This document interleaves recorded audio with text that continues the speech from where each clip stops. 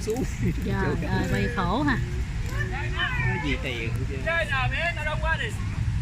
Đừng nói mình. Ghê mưa nè.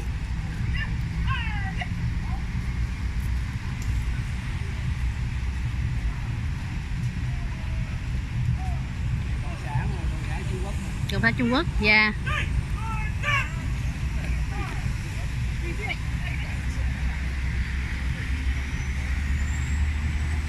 China, please get out of Vietnam, okay? Please get out of Vietnam, okay? China, get out. China, get out of Vietnam. Get out of Vietnam. China, get out of Vietnam. Tell the people, no fighting, okay? China, get out of Vietnam. We peace, okay? We talk. Don't China, fight. get out of Vietnam. We need talk. We need talk. We don't want fighting. China, get out of Vietnam. You belong to Vietnamese, no China, okay? China, get out of Vietnam. Say the people, don't say people. China, get out of Vietnam. Please, say the people. Say the people, say the China, word. get out of Vietnam.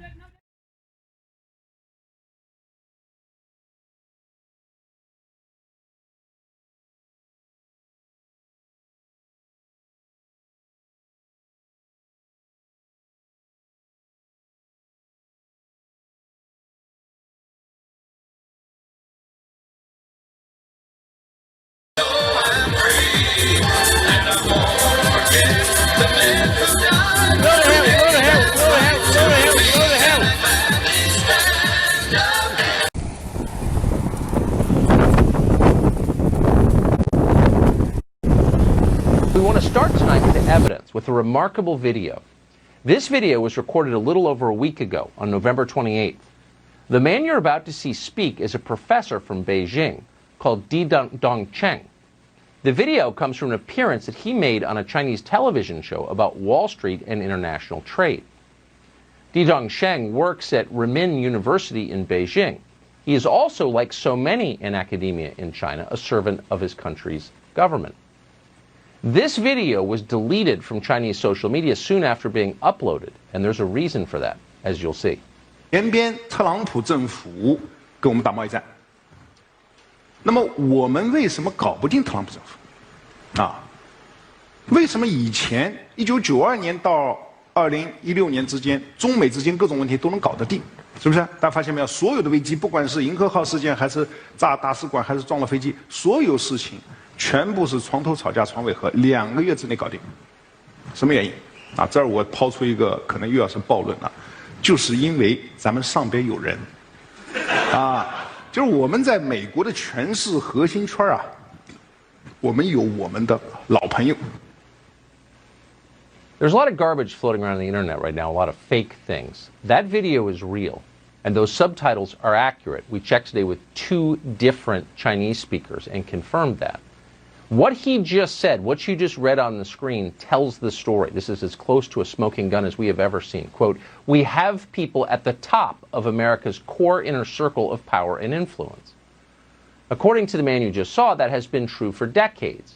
So who are these people, and how many of them work in our media and in our government? Well, he didn't say precisely.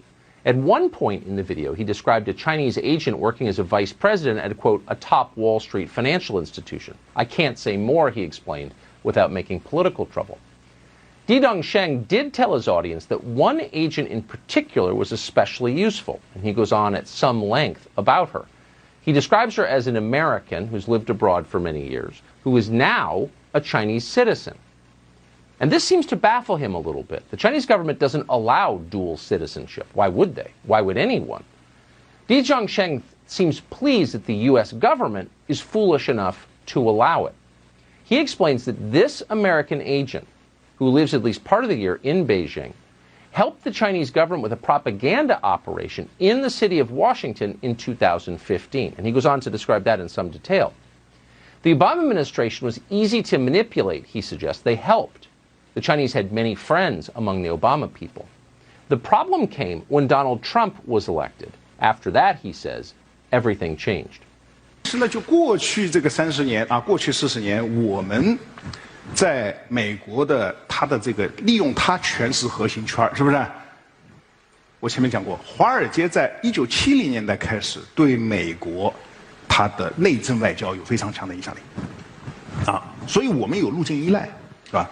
但问题是，08年之后，华尔街的地位下降了，更重要的是，16年之后，华尔街搞不进特朗普，为什么？很尴尬。特朗普以前对华尔街有过一次软性违约，所以双方有矛盾啊。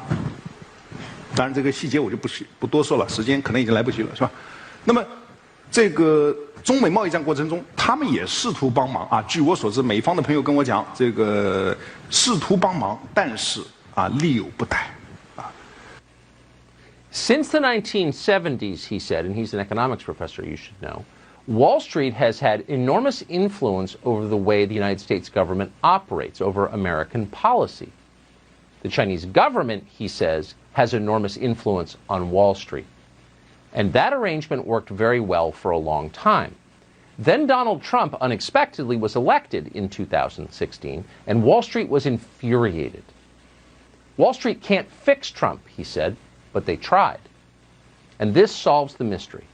If you're wondering why our political class has stood by and allowed the Chinese government to degrade this country and our way of life, why they've stood by as the Chinese government has flooded the United States with deadly opioids that have killed hundreds of thousands of people, or have stood by as the Chinese government ripped off billions in intellectual property from our companies, there's your answer.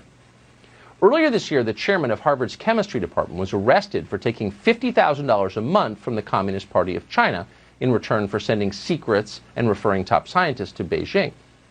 It barely rated as a scandal. You may not even be aware it happened. Why? Because so many are on the take, in effect. Donald Trump was an impediment to this very lucrative arrangement.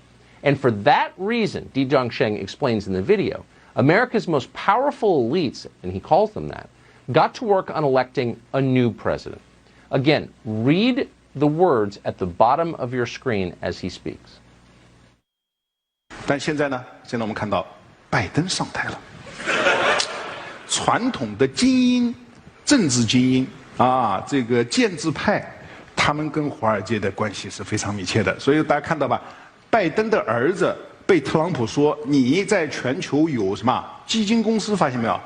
谁帮他建的基金公司啊？明白吗？这个都有买卖啊。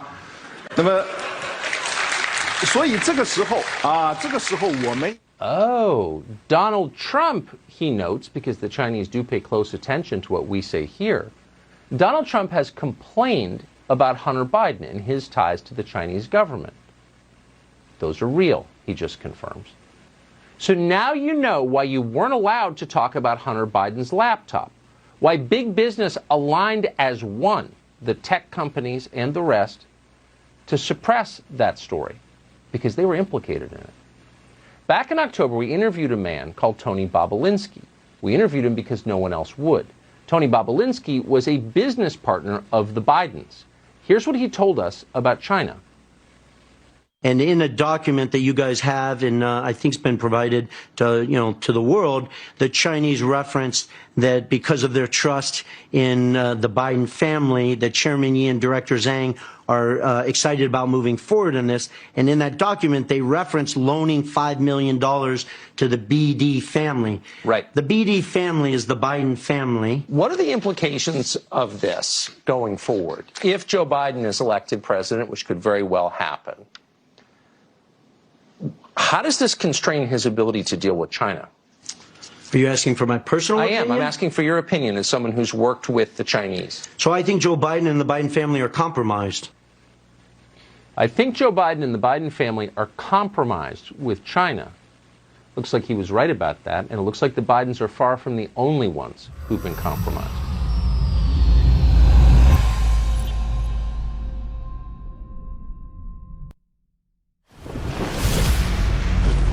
The challenge of the Chinese Communist Party and the threat that it poses to the United States and our allies is of critical importance to us right now. I think in the long term, in terms of American security policy, China is going to be a much more powerful country than Russia.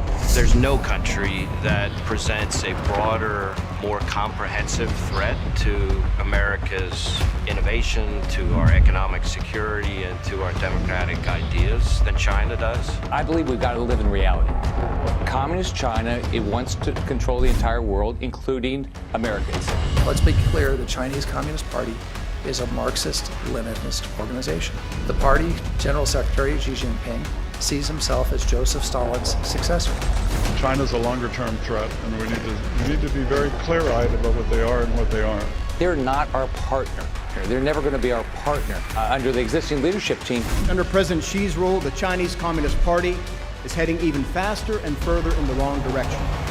More internal repression, more predatory economic practices, more heavy-handedness, and most concerning for me, a more aggressive military posture. For China, success is a zero-sum game. China is going to eat our lunch? Come on, man. I mean, they're not bad folks, but guess what? They're not competition for us. On the surface, that's a really puzzling thing to say. Joe Biden's saying China is not really a threat. China is America's chief rival on the global stage, and nobody should know that better than Joe Biden.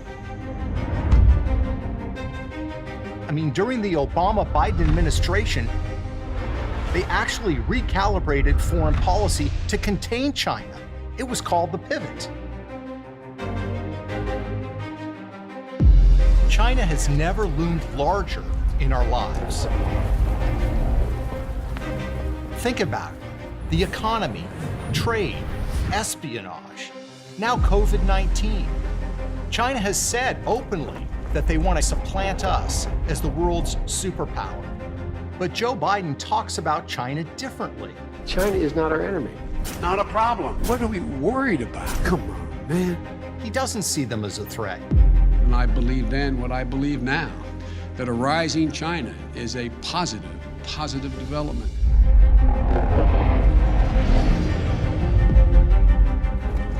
He welcomes their rise as a global power. Why exactly? Perhaps it's personal. Perhaps it's about his family. Perhaps it's about money.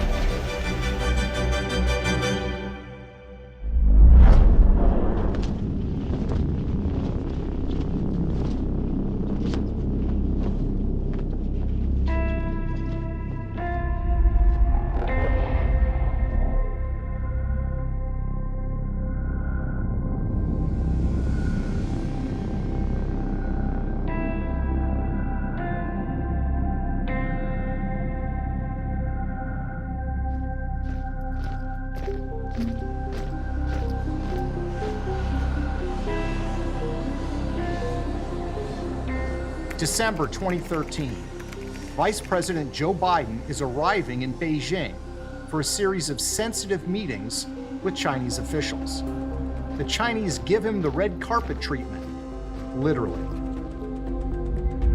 But also along for the trip, Joe Biden's son, Hunter Biden.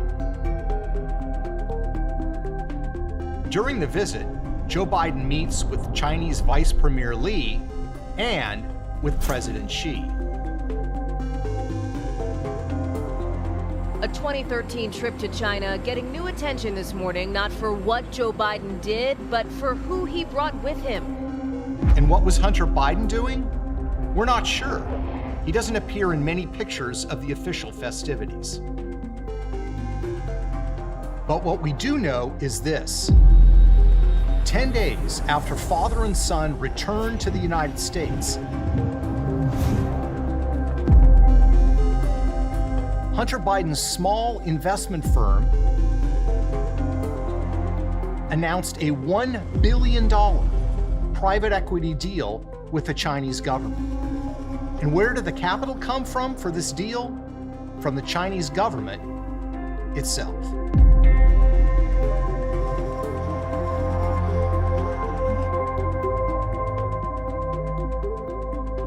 Unknown to the press back then, Hunter Biden was forming a Chinese private equity fund, planning to raise money, including from Chinese investors. Years later, Hunter Biden acknowledged that during the trip, he met with a Chinese banker, which his spokesperson describes as a social visit, not a business one. I believe then, and I'm even more convinced now, that a rising China is an incredibly positive development for not only China, but the United States and the rest of the world.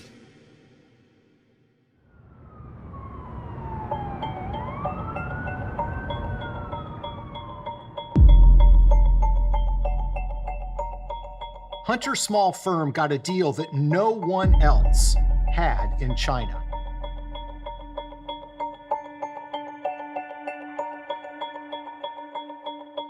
Not Morgan Stanley, Goldman Sachs, Deutsche Bank, or UBS.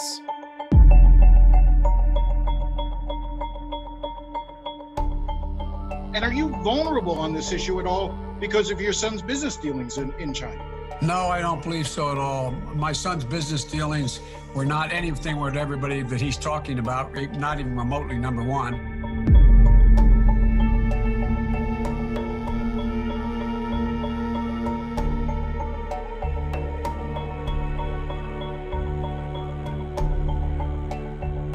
What's interesting is Hunter Biden had no real background in China, in finance, or private equity. In fact, Hunter had what might be called a spotty resume. A couple of youthful jobs, owing directly to his father's influence. He was once made a director of Amtrak based on the fact that he'd ridden on trains. He'd been addicted to crack cocaine, had an unsettled domestic life, and a brief attempt at a naval career ended with a discharge over drug use.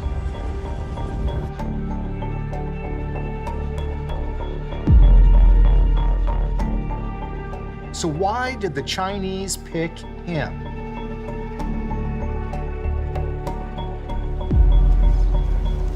Spring 2017.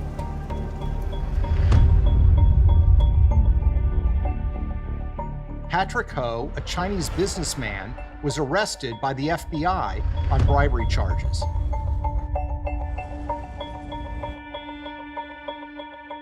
He worked for a Chinese energy company with close ties to the Chinese military.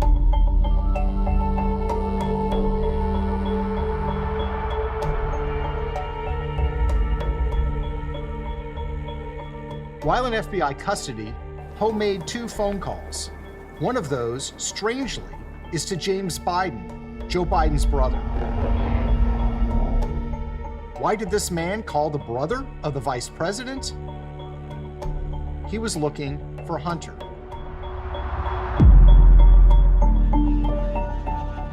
This is the remarkable and largely hidden story of the secret financial relationship between the Biden family and the Chinese government. It's a relationship that grew while Joe Biden was Vice President of the United States. And shortly after he was appointed the point person on U.S. policy towards China. Our investigation is based on corporate records, financial documents, legal briefings, and court papers. It's the story of the second most powerful man in the world at the time, and how his family was striking deals with America's chief rival on the global stage, the People's Republic of China.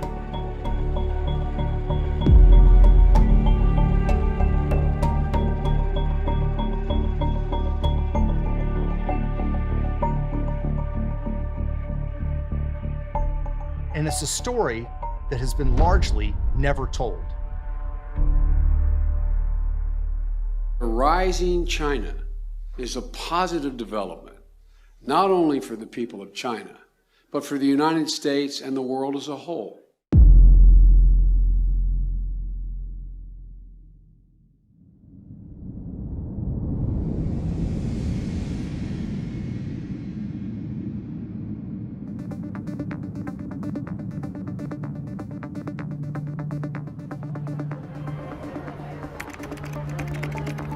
January 2009. Joe Biden is inaugurated Vice President of the United States. I, Joseph Robinette Biden Jr., do solemnly swear that I will... It was a remarkable moment for Biden, who had spent more than 35 years in the United States Senate. Born to a family of modest means in Scranton, Pennsylvania, he would become known as Lunch Bucket Joe. He joined the political world early and won election to the United States Senate at the ripe age of 29. He was sworn into office just 6 weeks after reaching the constitutionally required age of 30. From its earliest days, Biden's political career was not just about Joe, but about the larger Biden family. Politics was a family business. When Joe did well, the family did well. Joe's sister, Valerie Biden, became a political consultant who was hired by Joe's many campaigns. Brothers Frank and James became involved in securing government contracts and deals overseas with foreign governments. Joe's son Hunter became a Washington lobbyist, representing clients from Delaware, the state that his father represented in the U.S. Senate.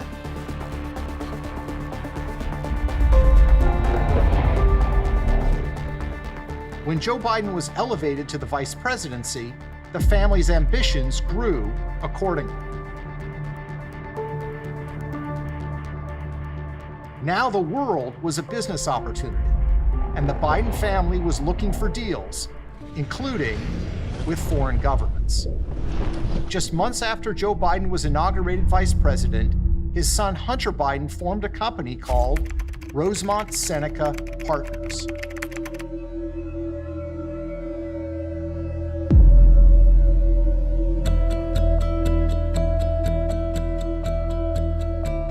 His partners had useful connections. One was Christopher Hines, the stepson of Senator John Kerry, a powerful U.S. senator who would later become Secretary of State. The other partner was Devin Archer, a friend of Hines.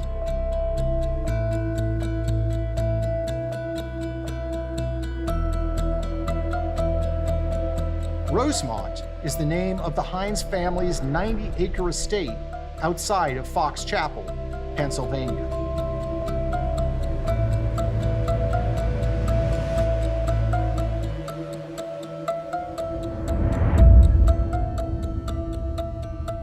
Rosemont Seneca, the new investment firm, opened an office in Georgetown, just 2 miles from the White House.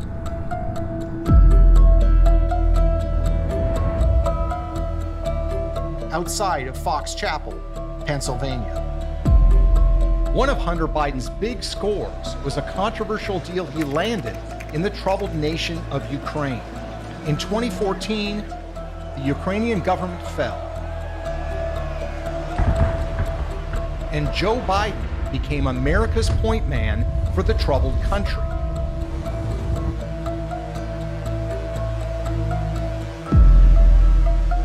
Weeks later, Hunter Biden was hired by a corrupt Ukrainian energy company called Burisma, which paid Hunter at a rate of $1 million a year.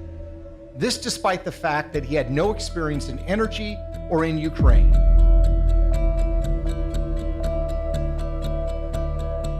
If your last name wasn't Biden, do you think you would have been asked to be on the board of Burisma? I don't know. Probably not. Hunter landed on the Burisma board, as did his partner, Devin Archer. Hunter's ventures in Ukraine would later pose troubling questions of conflict of interest for his father, Joe. I will support and defend. Rosemont was landing deals around the world. But the big prize was China, with its booming economy and staggering growth. It's also an economy where relationships are key, especially with the Chinese government.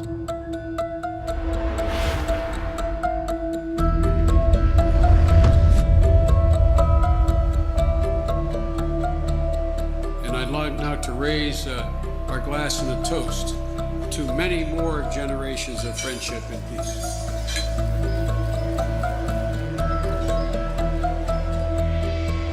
Hunter Biden began meeting with Chinese government officials at the highest levels of power.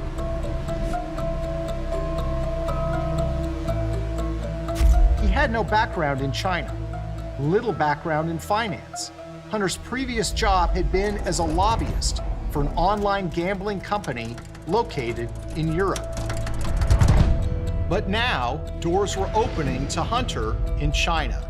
Often, Hunter's meetings coincided almost directly with his father's high-level diplomacy with Chinese leaders. In April 2010, for example, Vice President Joe Biden met with the Chinese president at the Nuclear Security Summit in Washington, D.C. But at virtually the same time, halfway around the world, Hunter Biden was in China meeting with government officials looking for financial deals. Who exactly was Hunter Biden meeting with? Only some of the most powerful finance officials in China. Hunter spent 2 days meeting with the top executives from China's sovereign wealth fund, Social Security fund, and largest banks. Hunter even posed with them for a series of pictures. So how did Hunter get these meetings? One Chinese website's account of the meeting touted that Chinese officials extended their warm welcome to Hunter Biden, quote, second son of the now Vice President, Joe Biden. In other words, Hunter got these meetings because of who his father was, Vice President of the United States. I don't think that there's a lot of things that would have happened in my life that if my last name wasn't Biden.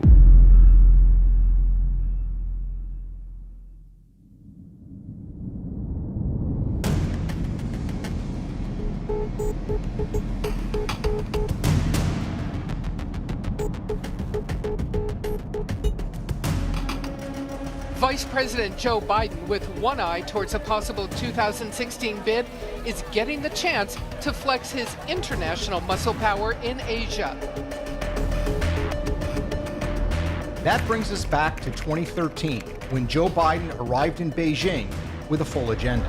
Among the highly sensitive issues to press with his hosts, Chinese cyber attacks, the theft of American intellectual property, trade issues, national security, China's claims over the South China Sea. Hunter Biden was also on board. He joined his father the next morning for a meeting with the U.S.-China Business Council, and then Joe Biden was off to a meeting with Vice President Lee. Just where Hunter Biden spent the rest of his time on the trip remains largely a mystery. But we do know this: Hunter later admitted that he introduced his father to a Chinese official on this trip who was involved with Hunter's budding business ventures. And we know that 10 days after the trip, Hunter's $1 billion deal with the Chinese government was finalized. Hunter and his Chinese partners established a private investment fund they would call Bohai Harvest.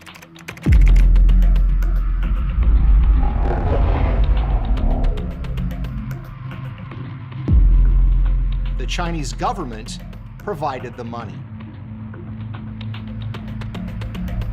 Hunter was given a seat on the Bohai Harvest board of directors and a 10% equity stake in the new company.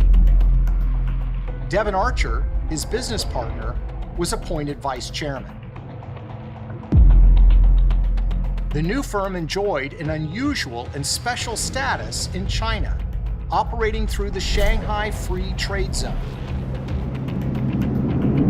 No other investment fund in the world had a deal like Biden's firm.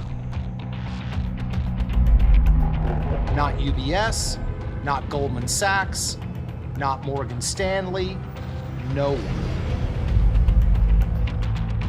In short, the son of the Vice President of the United States, with little investment experience, no experience in China, got a deal in the People's Republic of China that no one else had.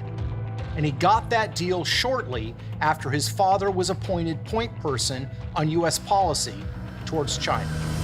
But this isn't just another story about a politician's kid getting rich. Hunter's new firm, Bohai Harvest, began making investment deals around the world that would serve the strategic interests of the Chinese government.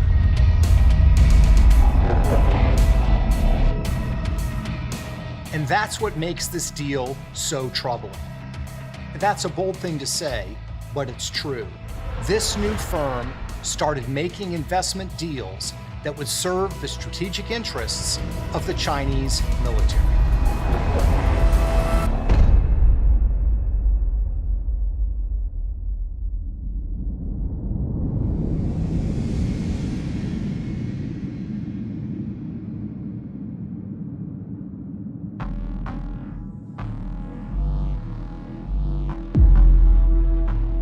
In 2015, Hunter Biden's Bohai Harvest joined forces with the Chinese military contractor AVIC to buy American parts manufacturer Henniges.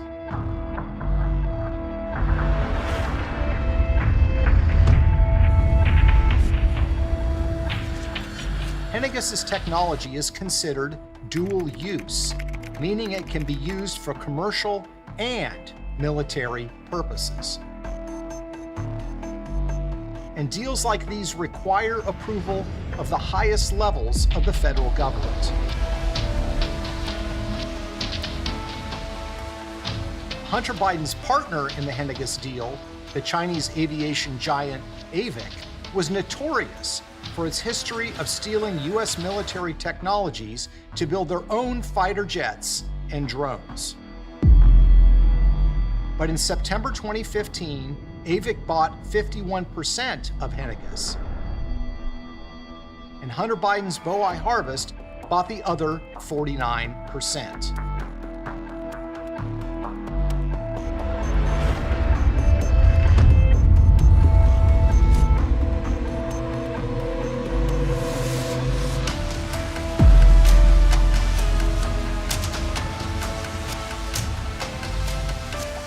And yes, the Obama administration did indeed approve it. Hunter's firm, Bohai Harvest, also invested in military surveillance technology that the Chinese government would use to monitor and control the population in their own country. The company was called Face++. There are a number of American investors that also stand to profit from this mass surveillance that are also invested in Face++, one of whom is Hunter Biden, the son of former Vice President Joe Biden. Bohai Harvest also helped China in its competition with the United States over so-called rare earth minerals. A Chinese government-run firm called China Molybdenum produces rare earth minerals around the world, competing with Western firms for mining access. And the company does not hide the fact that its work has direct military applications. The company's 2015 annual report, for example, declares that molybdenum is used to produce sensitive military technologies.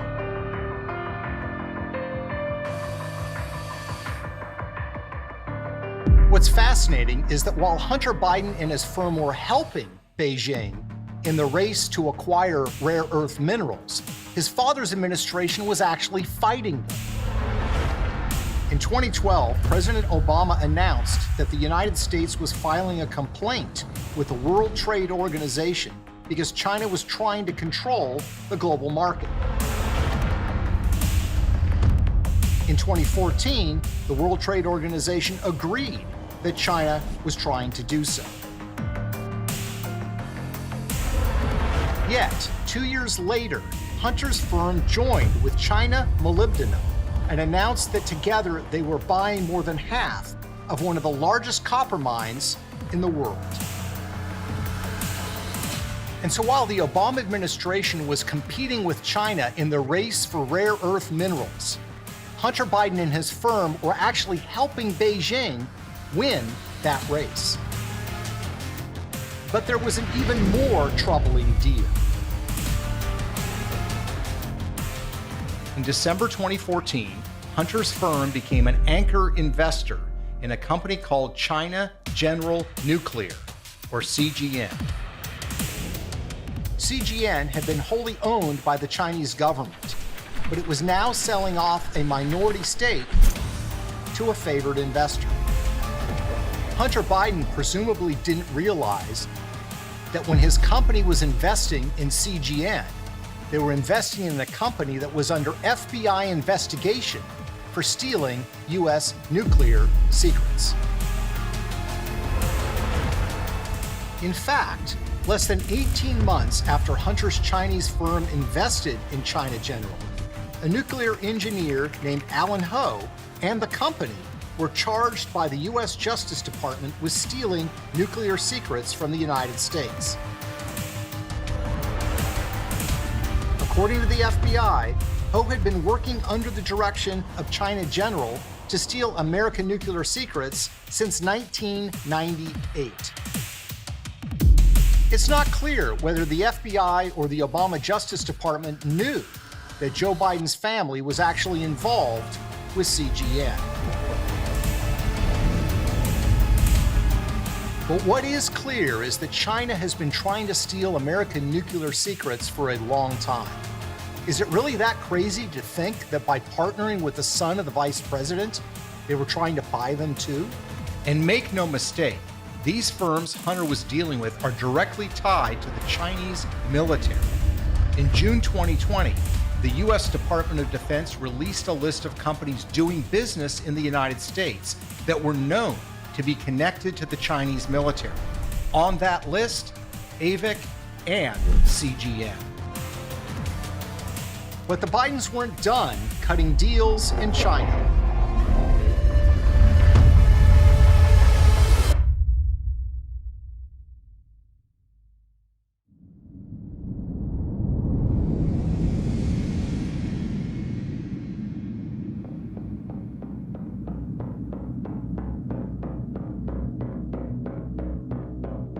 Joe doing diplomacy with the Chinese government, and Hunter kept finding himself in the middle of more business acquisitions, also with the Chinese government. A confident China was on the march, asserting its power and flexing its muscles. China had promised the world that it wasn't going to militarize the area, but they went ahead and did so anyway. The Chinese aggression was aimed at America, too.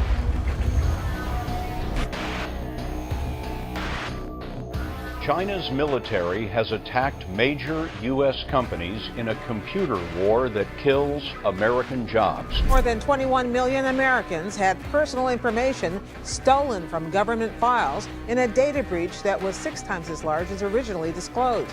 The information was hacked from the Office of Personnel Management, or OPM, which said today it is highly likely that anyone who went through background checks to apply for a government position since 2000 was affected.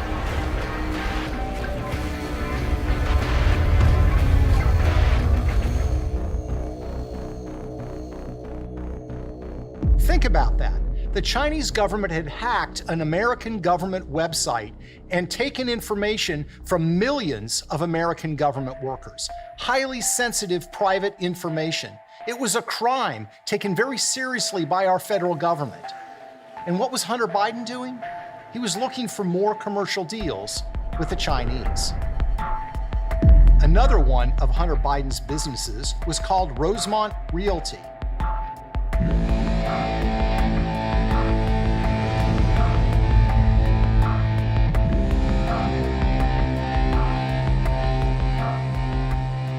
Co-founded with Devin Archer, who is the chairman of the firm. Just like his investment firm, Hunter Biden had no background in commercial real estate. But that didn't stop him from getting a seat at some of the biggest tables around the world. Who was Rosemont Realty negotiating with? That would be a company called Gemini, a former subsidiary of a Chinese state-owned company with close ties to the Chinese military. Rosemont Realty certainly played up the Biden connection in the material they provided to possible investors. In a company prospectus from Rosemont marked confidential, they noted that it was a key consideration that Hunter Biden, son of Vice President Biden, is on the advisory board.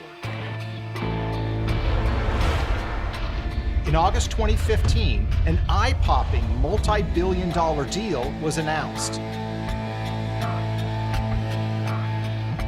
The Chinese company Gemini was buying a 75% stake in Hunter Biden's company, Rosemont. So who exactly is this second Chinese business partner of the Biden family? Gemini's parent company, Sino-Ocean Land,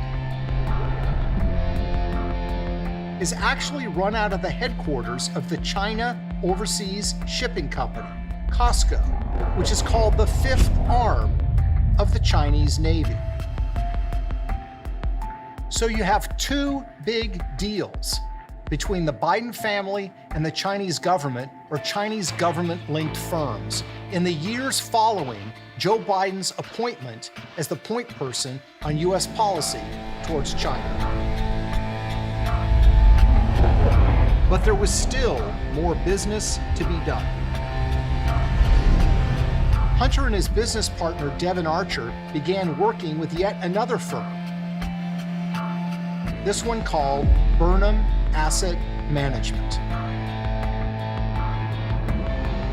Out of an office in New York City, they worked to line up more deals with Chinese companies, many of them mysterious and with murky ties to the Chinese government.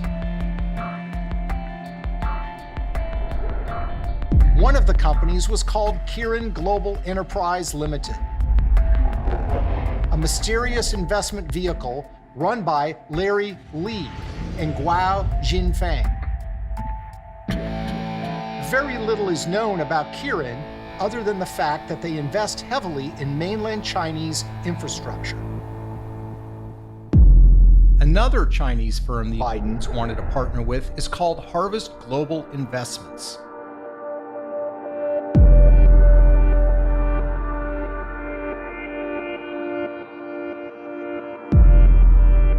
Which is linked to the Chinese government. How much money did the Biden family make from these deals? How deep do their ties to the Chinese government run? We can't know for sure, but consider this. In 2017, a Chinese executive was arrested by the FBI in New York on charges of money laundering and violating the Foreign Corrupt Practices Act. Patrick Ho was an assistant to a Chinese oil tycoon who ran CEFC China Energy, which had strong ties to the Chinese military. When Ho was arrested, one of the first calls he made was to James Biden, Joe's brother. When asked by the New York Times about the call, James Biden says that Ho was actually calling to get Hunter Biden's phone number. Patrick Ho was charged and convicted and went to jail for those charges. Why exactly was he calling Hunter Biden? What sort of help was he expecting? We don't know the answers to those questions. But what we do know is that the Bidens have cultivated very close relationships with members of the Chinese elite, and some of those relationships would be very hard to defend.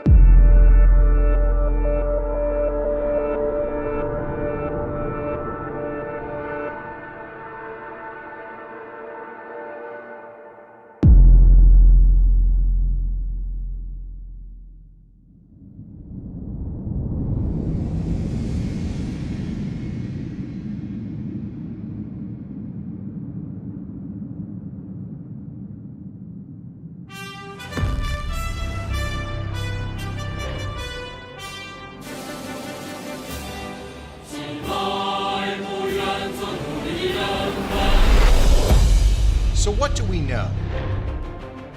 We know that the Biden family has a series of lucrative deals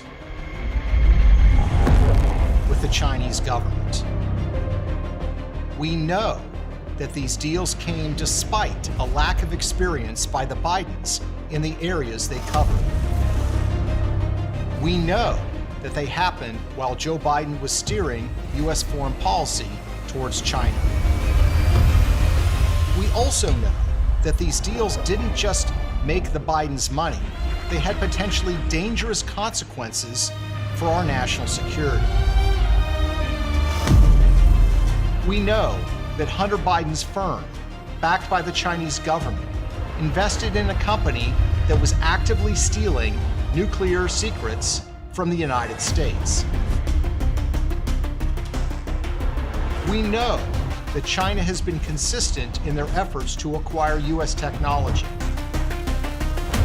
and that their spies have been caught trying to steal our military technology. We know that Hunter Biden's firm bought a company that provides dual-use technologies for the Chinese military. We know that global powers have tried to stop China from monopolizing the world's mineral resources. And we know that Hunter Biden's firm bought a company that actually helped China in its competition with the United States for mineral resources.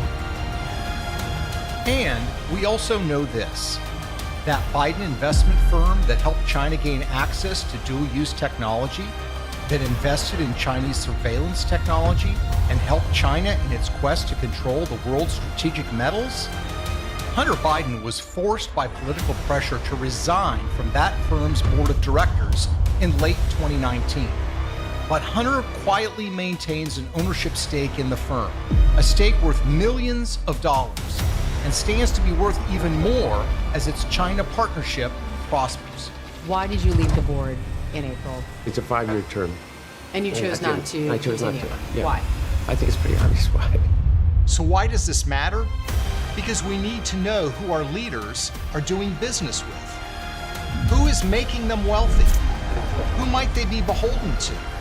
It's the oldest story in politics. We need to follow the money. A rising China is awash in money. The money trail stretches all across the globe. And some of those trails lead straight to one of America's most prominent political families, headed by a man who calls himself Lunch Bucket Joe.